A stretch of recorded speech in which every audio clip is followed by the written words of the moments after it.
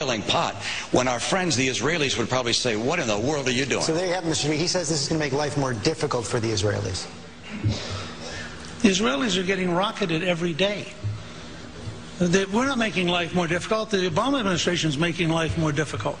The fact is, the Palestinian claim to a right of return is based on a historically false story.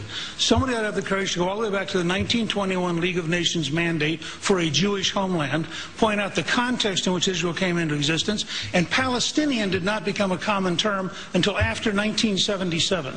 This is a propaganda war in which our side refuses to engage, and we refuse to tell the truth while the other side lies, and you're not going to win in the long run if you're afraid to stand firm and stand for the truth. Of course you stand firm and stand for the truth, but you don't speak for Israel.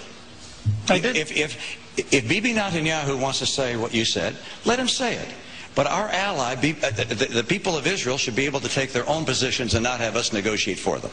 I want to turn, if I can, to... Can I just say one last thing? Because I didn't speak for the people of Israel. I spoke as a historian who has looked at the world stage for a very long time. I've known Bibi since 1984.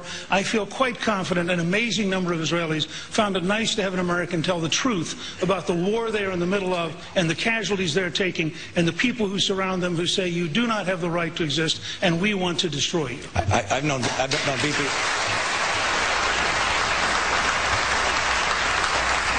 I've also known Bibi Netanyahu for a long time. We worked together at Boston Consulting Group. And the last thing Bibi Netanyahu needs to have is not just a person who's an historian, but somebody who is also running for president of the United States. Stand up and say things that create extraordinary tumult in his neighborhood.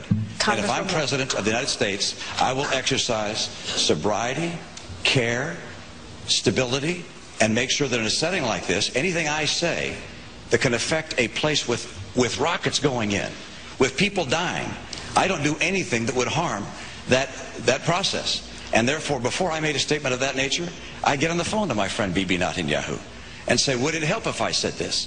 What would you like me to do? Let's work together because we're partners. I'm not a bomb thrower, rhetorically or literally. Under the rules, we need to let you respond. I think sometimes it is helpful to have a president of the United States with the courage to tell the truth, just as it was Ronald Reagan, who went around his entire national security apparatus to call the Soviet Union an evil empire, and who overruled his entire State Department in order to say, Mr. Gorbachev, tear down this wall. Reagan believed the power of truth restated the world and reframed the world. I'm a Reaganite. I'm proud to be a Reaganite. I will tell the truth, even if it's at the risk of causing some confusion sometimes with the timid. I think it's important to get everybody on this.